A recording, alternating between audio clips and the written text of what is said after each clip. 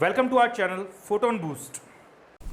नमस्कार दोस्तों, मैं यशपाल मीना एक बार फिर से आप सभी का स्वागत करता हूं आपके अपने चैनल फोटोन बूस्ट के ऊपर। हमारे आज की वीडियो का मुद्दा बहुत ही फैसिनेटिंग है। इस वीडियो की डिमांड हमारे पास में लंबे समय से आ भी रही थी, इसीलिए हमने फाइनली डिसाइड किया है कि हम इस टॉपिक के ऊपर वीडियो बनाएं। हम लंबे समय से राजस्थान विद्युत विभाग के सिलेबस के बारे में, उसके एग्जाम डेट के बारे में, जीके का कितना पोर्शन आएगा, नया सिलेबस अपडेट क्या है, इन्हीं सब विषयों पर बात करते आए हैं। परंतु हमने कभी इस विषय में बात नहीं की कि हम जिन पदों पर भर्तियों के लिए इतनी मेहनत और मशक्कत कर रहे हैं, उन पदों पर भर्ती होने के पश्चात हमारे कार्य क्या होंगे, उसके अतिरिक्त हमें उन पदों पर भर्ती होने के बाद में लाभ क्या क्या मिलेंगे, इस विषय में हमने कभी बात नहीं की। तो आज के वीडियो में हम लोग एलडीसी की जॉब प्रोफाइल के बारे में बात करेंगे, यानी कि एलडीसी के पद पर कार्यरत रहते आपकी क्या क्या जिम्मेदारियां होंगी और आपको क्या क्या लाभ मिलेगा, उन सभी विषयों के बारे में आज हम बात करेंगे। कहने का मतलब यह है कि मैं एलडीसी की कंप्लीट जॉब प्रोफाइल, सैलरी और अलाउंसेस आपके सामने इस वीडियो में एक्सप्लेन करने वाला हूं। तो वीडियो आप अंत तक जरूर देखें, यह वीडियो आपके लिए बहुत ही कारगर सिद्ध होगा, ऐसा मेरा भरोसा है। तो चलिए शुरू करते हैं हमारा आज का टॉपिक, जिसमें हम बात करने वाले हैं एलडीसी की जॉब प्रोफाइल, सैलरी और उसके अलाउंसेस के विषय में। Please like, share and subscribe our channel Photon Boost. Also, do not forget to press the bell icon for further updates. तो आइए दोस्तों शुरू करते हैं हमारी आज की चर्चा, जिसमें हम बात करने वाले हैं एलडीसी की कंप्लीट जॉब प्रोफाइल के बारे में, उसकी सैलरी और उसके अलाउंसेस के विषय में।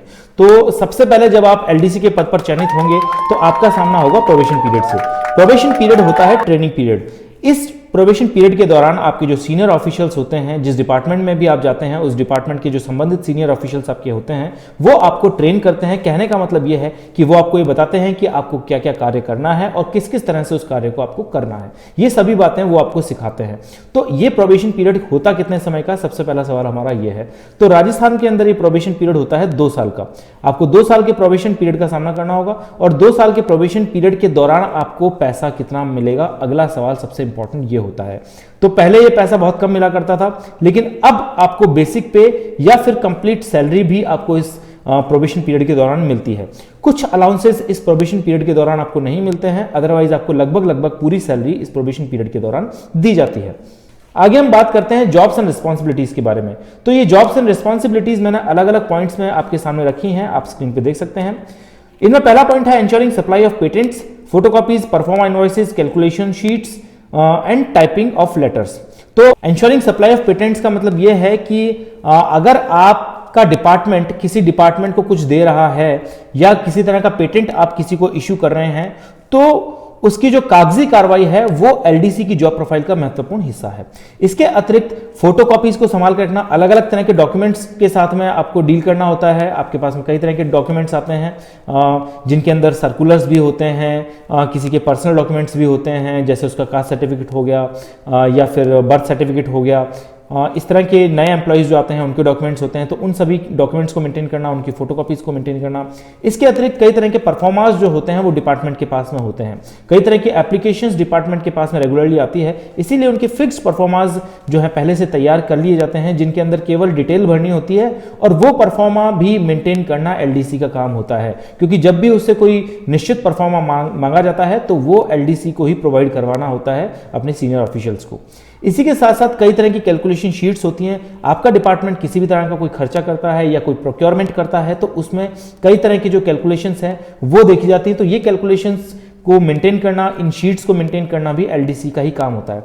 इसके अतिरिक्त कई तरह के लेटर्स जो हैं आपके सीनियर ऑफिशियल्स आपको टाइप करने के लिए देते हैं। कई तरह के एडमिनिस्ट्रेटिव डिसीजंस लिए जाते हैं, वो सभी डिसीजंस टाइप करना एलडीसी की जॉब प्रोफाइल का महत्वपूर्ण हिस्सा होता है। देखिए, सबसे पहली बात तो आप एक बात समझ लीजिए कि एलडीसी की जॉब प्रोफाइल के अंदर टाइपिंग बहुत ही मेजर रोल प्ले करती है। इसीलिए आपके एग्जाम पैटर्न के अंदर भी मेजॉरिटी मार्क्स में टाइपिंग ही आपसे पूछी जा रही है। कहने का मतलब यह है कि आपको अंग्रेजी और हिंदी दोनों की टाइपिंग आनी चाहिए एक फिक्स्ड एक्यूरेसी के साथ में। उसका कारण यही है कि एलडीसी की जॉब प्रोफाइल में टाइपिंग एक बहुत ही महत्वपूर्ण रोल प्ले करती है। सेकंड पॉइंट पे बढ़ते हैं, maintaining service records, holidays and accounting salaries. कहने का मतलब यह है कि एलडीसी का ही जॉब प्रोफाइल होता है अलग अलग तरह के जो सर्विस रिकॉर्ड्स हैं उनको मेंटेन करना, यानी कि अलग अलग जो एम्प्लॉइज मौजूद होते हैं डिपार्टमेंट के अंदर, उनके सर्विस रिकॉर्ड्स को मेंटेन करना। सर्विस रिकॉर्ड्स का मतलब क्या होता है?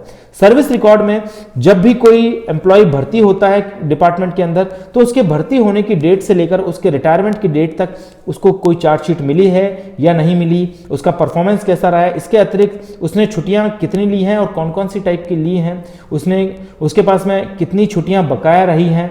तो कुछ पर्टिकुलर छुट्टियों के बकाया रहने पर उनका जो है एक तरह से रिन्यूमरेशन भी मिलता है, उनका पेमेंट भी रिटायरमेंट के टाइम पे मिलता है।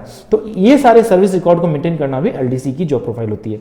इसके अतिरिक्त जो हॉलिडेज हैं, कितनी हॉलिडेज किसी कर्मचारी को मिलती हैं एक साल के अंदर और वो कितनी कर सकता है, इन सब का रिकॉर्ड रखना भी एलडीसी का ही काम होता है। इसके बाद में अकाउंटिंग सैलरीज, ये बात आप बहुत बढ़िया से जानते होंगे कि तनख्वाह बनाना एलडीसी का ही जॉब प्रोफाइल होता है। किसी भी एम्प्लॉय की तनख्वाह बनाने का काम एलडीसी ही करता है। वो उसकी सारी छुट्टियां जो उसने की हैं उस महीने के अंदर, उन सभी को कैलकुलेट करता है, उसमें पेड अनपेड हॉलिडेज को कैलकुलेट करता है और उसके हिसाब से वो उसकी सैलरी बनाता है।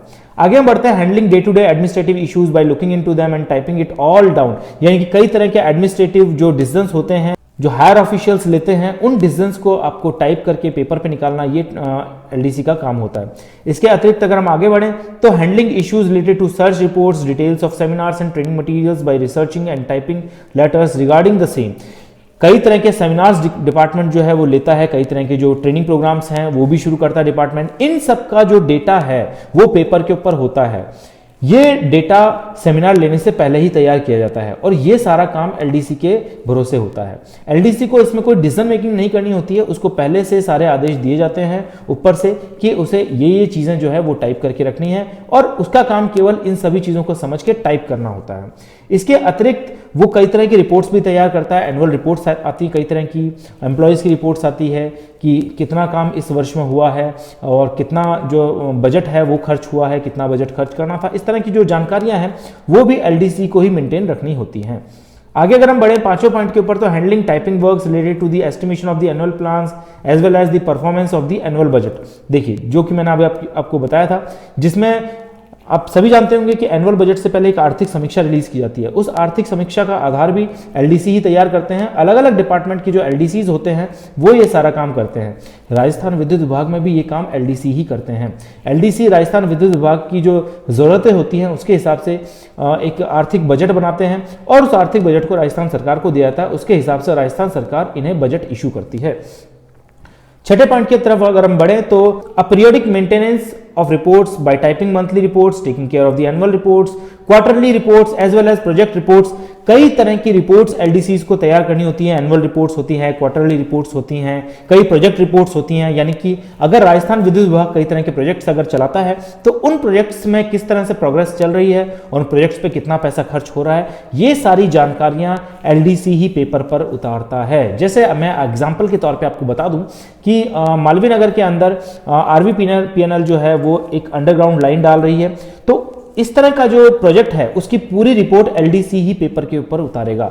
मंथली रिपोर्ट्स भी एलडीसी इसी तरह से पेपर के ऊपर उतारता है। यानी कि कई बार परफॉर्मेंस एनालिसिस जब डिपार्टमेंट करता है तो सभी एम्प्लॉयज की परफॉर्मेंसेस को पेपर के ऊपर उतारना भी एलडीसी का ही काम होता है। सातवें पॉइंट में अगर हम आगे बढ़े तो the maintenance of cash responsibilities is interested to a single LDC by paying a special amount of money for working full time as well as taking care of telephone bills, rent bills and other payment bills। कहने का मतलब यह है कि जो cash की responsibility होती है डिपार्टमेंट के पास में, अगर कुछ कैश आ रहा है या कोई कैश जा रहा है तो उसकी सारी जो जिम्मेदारी है वो भी किसी ना किसी एलडीसी को ही दी जाती है। हालांकि इसके लिए एलडीसी को अलग से पेमेंट इशू किया जाता है। इसके अंदर टेलीफोन बिल्स हो गए, रेंट बिल्स हो गए या इलेक्ट्रिसिटी बिल्स हो गए, इस तरह के कई बिल्स जो हैं वो एलडीसी को मेंटेन रखने पड़ते हैं। अगर हम राजस्थान विद्युत विभाग की बात करें तो राजस्थान विद्युत विभाग जो है कई तरह के बिल्स जो है देता है। जैसे इलेक्ट्रिसिटी बिल्स जो इशू करता है वो अलग अलग अपने कस्टमर्स को, तो उनका सबका हिसाब भी एलडीसी ही रखता है। कितने नए कनेक्शंस बांटे गए हैं इन सबका हिसाब भी एलडीसी ही रखता है अपने पास में। तो ये सारी जो हिसाब है उसे वो मंथली रिपोर्ट्स के अंदर प्रिंट करके एक तरह से टाइप करके और अपने सीनियर ऑफिशियल्स को भेजता है। 8वें पॉइंट में अगर हम आगे चलें तो the maintenance of stamp work as well as daily dispatch work is wholly interested in the hands of a single LDC और lower divisional clerk for handling it full time. यानी कि कई तरह के स्टाम्प वर्क्स होते हैं, कई तरह के लेटर्स होते हैं जो इश्यू होने के बाद में उनके ऊपर स्टाम्प वगैरह लगती है अलग अलग संबंधित ऑफिशियल्स की, तो उन स्टाम्प्स को मेंटेन रखना भी एलडीसी का ही काम होता है। उस संबंधित विभाग का एलडीसी ही उन स्टाम्प्स को मेंटेन रखता है, यानी कि वो स्टाम्प्स लगाने का काम एलडीसी ही करेगा। 9th पॉइंट में अगर हम बात करें तो कई ड्यूटीज ऐसी होती हैं जिन्हें लिखा नहीं जा सकता है। सीनियर ऑफिशियल्स जो है हेड ऑफिस के साथ में कंसल्ट करके एलडीसीज का नया ड्यूटी प्लान भी तय करते हैं। कई बार कई अलग तरह के जो जॉब्स हैं वो भी एलडीसी को दिए जाते हैं, हालांकि ये उसके जॉब प्रोफाइल से हटकर नहीं होते हैं, उसके जॉब प्रोफाइल के ही जॉब्स उसे बताए जाते हैं। ऐसा कभी नहीं होगा कि किसी एलडीसी को वो पियोन का काम दे दें, ऐसा बिल्कुल भी नहीं होगा। एलडीसी को उसकी जॉब प्रोफाइल से संबंधित ही कोई काम दिया जा सकता है, क्योंकि 9 पॉइंट के अंदर एलडीसी के सारे जॉब्स को एक्सप्लेन करना बहुत ही मुश्किल है, तो मैंने मोटा मोटा आपको आइडिया दे दिया है कि एलडीसी का जॉब प्रोफाइल किस प्रकार का होता है। तो दोस्तों अब बात करते हैं पे मैट्रिक्स के बारे में, जो कि बहुत ही इंपॉर्टेंट मुद्दा है। तो पे मैट्रिक्स में सबसे पहले आप देख सकते हैं स्क्रीन के ऊपर एक टेबल है। इस पे मैट्रिक्स में आपको दो तरह की पे मैट्रिक्स मैंने दिखाई है, पहली 7th पे कमीशन से पहले की पे मैट्रिक्स और दूसरी 7th पे कमीशन के बाद की पे मैट्रिक्स। हो सकता है कि 2021 में सेलेक्ट होने वाले सभी एलडीसीज को 7th पे कमीशन के बाद की पे मैट्रिक्स के हिसाब से पेमेंट मिले, लेकिन अगर उन्हें 7th पे कमीशन के पहले की पे मैट्रिक्स मिलती है तो वो क्या होगी वो भी मैं आपको इसमें बता दे रहा हूं। तो सबसे पहले हम बात करते हैं बिफोर 7th पे कमीशन पे मैट्रिक्स। तो इसमें आपका जो ग्रेड पे है वो रहेगा 2400, ग्रेड पे आपका 2400 रहेगा। बेसिक पे की बात करें तो आपको मिलेगा 9840 रुपए। डीआरए यानी कि डीएनएस अलाउंस आपको मिलेगा 12,300 रुपए। हाउस रेंट अलाउंस आपको मिलेगा 1,968 रुपए। टोटल पे बिफोर 7th पे कमीशन थी ये, तो ये टोटल पे आपको मिलेगी 26,508 रुपए। अगर 7th पे कमीशन के बगैर आपको पेमेंट मिलती है तो वो पेमेंट रहेगी ये 26,508 रुपए। हालांकि पूरा चांस यही है कि आपको 7th पे कमीशन के अकॉर्डिंग ही सैलरी मिलेगी। तो अब मैं नीचे आपको 7th पे कमीशन लगने के बाद में आपको कितना पैसा मिलेगा वो एक्सप्लेन करता हूं। तो इसमें आपका ग्रेड पे जो है उसमें कोई बदलाव नहीं किया गया है, ग्रेड पे आपका 2400 रहेगा। इसके अतिरिक्त आपका जो बेसिक पे है वो बढ़ाया गया है 25,880 रुपए। देखिए आपका पहले बेसिक पे 9,840 रुपए था जैसा कि आप स्क्रीन पे देख पा रहे हैं, लेकिन 7th पे कमीशन में आपका बेसिक पे बढ़ाया जाएगा जो कि मिलेगा आपको 25,880 रुपए। आपका जो डीएनएस अलाउंस है वो आपको मिलेगा सिर्फ 408 रुपए। ये आपका बहुत ज्यादा कम कर दिया गया है। पहले आपका डीएनएस अलाउंस है 12,300 रुपए, लेकिन अब आपको 7th पे कमीशन के अकॉर्डिंग डीएनएस अलाउंस मिलेगा 408 रुपए। अब बात करते हैं हाउस रेंट अलाउंस की। हाउस रेंट अलाउंस आपको मिलेगा 4,142 रुपए। ये पहले कम था, 1,968 रुपए विदाउट 7th पे कमीशन आपको मिल रहा था, लेकिन 7th पे कमीशन आने के बाद में आपको मिलेगा 4,142 रुपए। और इसी तरह से जो टोटल पे मिलेगा आपको, यानी कि जो टोटल सैलरी टोटल पेमेंट आपको 7th पे कमीशन के बाद मिलेगी वो रहेगी 32,830 रुपए। ये आपको 7th पे कमीशन के बाद की सैलरी मिलेगी। तो अब आपके दिमाग में सवाल आ रहा होगा कि डीएनएस अलाउंस क्या होता है, हाउस रेंट अलाउंस क्या होता है, ग्रेड पे क्या होता है या बेसिक पे क्या होता है। तो इसकी जानकारी भी मैं आपको दिए देता हूं। तो ये है आपकी डिटेल्स ऑफ पे मैट्रिक्स, आपको स्क्रीन पे दिख रहा होगा। बेसिक पे एक तरह से ये वो पेमेंट होती है, मिनिमम पेमेंट किसी भी जो पोस्ट के ऊपर किसी भी भर्ती के ऊपर जो मिनिमम पे मिलता है ये बेसिक पे वही होती है। तो किसी भी एम्प्लॉय को बेसिक पे जो मिलती है वो अलग से लिखी जाती है। डीएनएस अलाउंस स्टेट्स अपना खुद का तय करती है, सभी स्टेट्स का डीएनएस अलाउंस अपना खुद का होता है। तो डीएनएस अलाउंस आपको कितना मिलेगा ये स्टेट पे डिपेंड करता है। राजस्थान के अंदर ये डीएनएस अलाउंस 7th पे कमीशन से पहले 12,300 रुपए था, जो कि अब चेंज होकर आपको मिलेगा केवल 408 रुपए। इसके अतिरिक्त आपको मिलता है हाउस रेंट अलाउंस। दोस्तों हाउस रेंट अलाउंस क्या होता है? देखिए सभी एम्प्लॉयज को सरकारी आवास दे पाना बड़ा ही मुश्किल होता है, क्योंकि इतने आवास होते नहीं हैं। इसीलिए सभी एम्प्लॉयज को जो है प्रेमिसेस के अंदर, जो ऑफिस का प्रेमिसेस होता है उसके अंदर उनको आवास दे पाना कठिन होता है। तो अगर उनको आवास नहीं दिया जाता है तो उनको हाउस रेंट अलाउंस दिया जाता है, ताकि वो कहीं भी रहें तो उसमें आपको हेल्प मिल सके। कहने का मतलब अगर आप किराए पे कहीं रूम लेकर रहते हैं, घर लेकर रहते हैं, तो उसमें आपकी मदद करने के लिए आपको हाउस रेंट अलाउंस सरकारी महकमा देता है। और ये हाउस रेंट अलाउंस वही होता है एचआरए। तो एचआरए जो है आपको 7th पे कमीशन के अकॉर्डिंग मिलेगा 4,142 रुपए। ये एचआरए आपको मिलेगा। लेकिन अगर आपको सरकारी आवास मिल जाता है तो ये एचआरए आपकी सैलरी में से कटना शुरू हो जाएगा, यानी कि सरकारी आवास में रहते हुए आपको ये एचआरए नहीं मिलेगा। मेडिकल बेनिफिट्स जो हैं वो एलडीसी को दिए जाते हैं और उसकी फैमिली को भी दिए जाते हैं। पेंशन बेनिफिट्स भी एलडीसी को मिलते हैं, ये स्टेट के अकॉर्डिंग मिलते हैं, तो ये वेरिएबल होते हैं। और इसके अलावा सैलरी इन हैंड क्या होती है, तो वो मैंने लास्ट में आपको बताई है। 7th पे कमीशन के बाद में आपकी सैलरी इन हैंड आपको मिलेगी 32,830 रुपए। तो ये आपकी सैलरी इन हैंड होती है। तो ये आपका पूरा जो है पे मैट्रिक्स था और पे मैट्रिक्स की डिटेल्स थी। मैंने आपको सभी तरह के अलाउंसेस एक्सप्लेन कर दिए हैं। बढ़ते हैं हमारे आखिरी पॉइंट की तरफ, प्रमोशन। अगला सबसे बड़ा इंपॉर्टेंट मुद्दा यह आता है कि एलडीसी का प्रमोशन कितने समय में होता है।